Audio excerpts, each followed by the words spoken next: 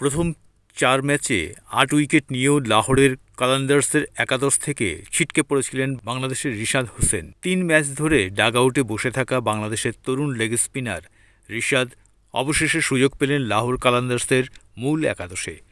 তবে সুযোগ পেয়েই দারুণ বোলিং করেও অবশ্য দলকে জেতাতে পারেননি।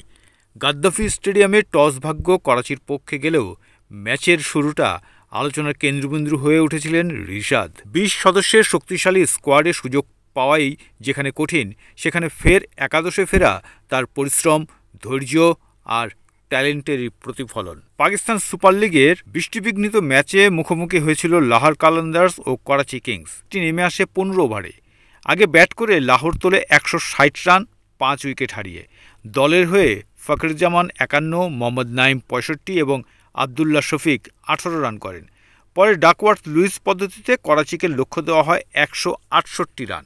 শুরুতে করাচিরাও ভালো শুরু পায়। ওয়ার্নার ও সেইফার্টের ব্যাট থেকে আসে ৪০ রান। পাওয়ার প্লের ৬ ওভারে ২ উইকেট হারিয়ে ৬৮ রান করে করাচি। সপ্তম ওভারে বোলিংয়ে আসেন রিশাদ। এসে প্রথম ওভারেই নেন উইকেট। ওভারের চতুর্থ বলে জেমস ভিন্সকে ফেরান রিশাদ। সেই ওভারে ৭ রান দেন এই টাইগার লেগি। তবে এরপর আরও ২ ওভার করেও উইকেটে দেখা পাননি। উল্টো ওই ২ ওভারে খরুচে ছিলেন রিশাদ। লাহোরে করাচি কিংসের বিপক্ষে ৩ ওভারে ২৮ রান দিয়ে ১ উইকেট নিয়েছেন রিশাদ। যারা খেলা দেখেননি এই বোলিং বিশ্লেষণ দেখে ভুল বুঝতে পারেন।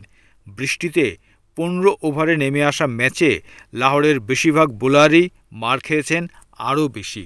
শেষ পর্যন্ত ম্যাচটি হেরেছে রিশাদের দল লাহোর।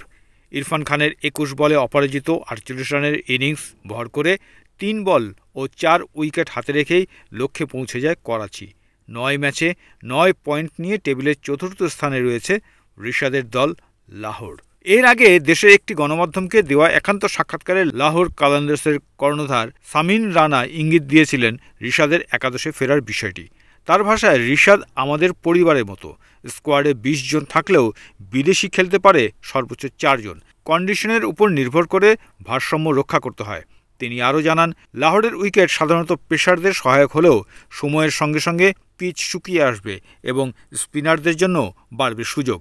সেই আস্থার প্রতিফলন হিসেবেই করাচির বিপক্ষে রিশাদকে জায়গা করে দেওয়া হয়েছে মূল দলে। করাচি কিংসের বিরুদ্ধে ৩ ওভারে বোলিং করে ২৮ রানে নিয়েছেন ১ উইকেট।